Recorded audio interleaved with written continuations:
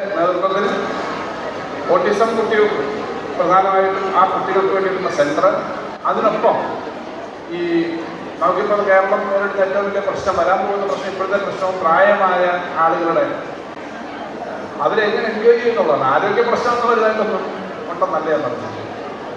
ഇന്നത്തെ പത്രത്തിലുണ്ട് 60 വയസ്സ് കഴിഞ്ഞ് കേരളത്തിലെ ജനസംഖ്യയിൽ 14% 2031 ആകുമ്പോൾ അത് 20% ആകുന്ന കണക്ക്. 60 വയസ്സ് കഴിഞ്ഞത് വെറുതെ നിൽക്കാൻ പറ്റില്ല.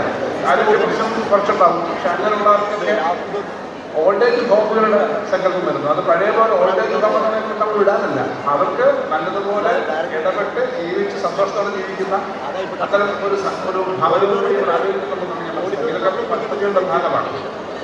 അപ്പോൾ അവർ രണ്ടുപേരാണ് വിശ്വസാധികൾ. പിന്നെ ബാക്കിയുള്ളവരെല്ലാം നമ്മുടെ ഈ പ്രവർത്തനവുമായി ബന്ധപ്പെട്ടതാണ്. തൊട്ടപ്പുറത്ത് പുത്തൂര് തന്നെയാണ് 3ാം ക്ലാസ്സിലോ 4ാം ക്ലാസ്സിലോ വെച്ച് ബോംബെറിഞ്ഞ് കാല് മുറിച്ച് മാറ്റിയിട്ട് പിന്നെ ആദ്യം വാശിയോടുകൂടി എന്തൊക്കെ പ്രതിസന്ധി നേരിട്ടാണ് പഠിച്ചിട്ട് മുന്നോട്ട് വന്നിട്ടുണ്ട്. സുധാ ചന്ദ്രൻ എന്ന് പറയുന്ന സിനിമാ നടിയെങ്കിലും നമ്മൾ വായിച്ചിട്ടുണ്ട്.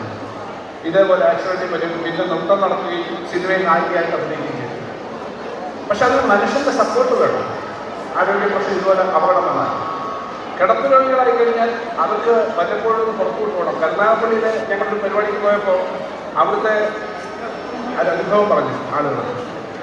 10-15 വർഷമായി സൂര്യനെ കണ്ടിട്ടില്ല, ഒരു ചെടിയുടെ ഇനപ്പ് കണ്ടിട്ടില്ല. നമ്മുടെ പ്രിയപ്പെട്ട MLA കൂടിയായ KN ബാലഗോപാലാണ്. കനിവിൻ്റെ ആശയം, കനിവ് എന്ന ആശയം ഞങ്ങളിലേക്ക് എത്തിച്ചത് അദ്ദേഹമാണ്. കനിവിൻ്റെ ഓരോ ഘട്ടത്തിലുമുള്ള പ്രവർത്തനങ്ങളിൽ ഞങ്ങൾക്കൊപ്പം അദ്ദേഹം ഉണ്ടായി.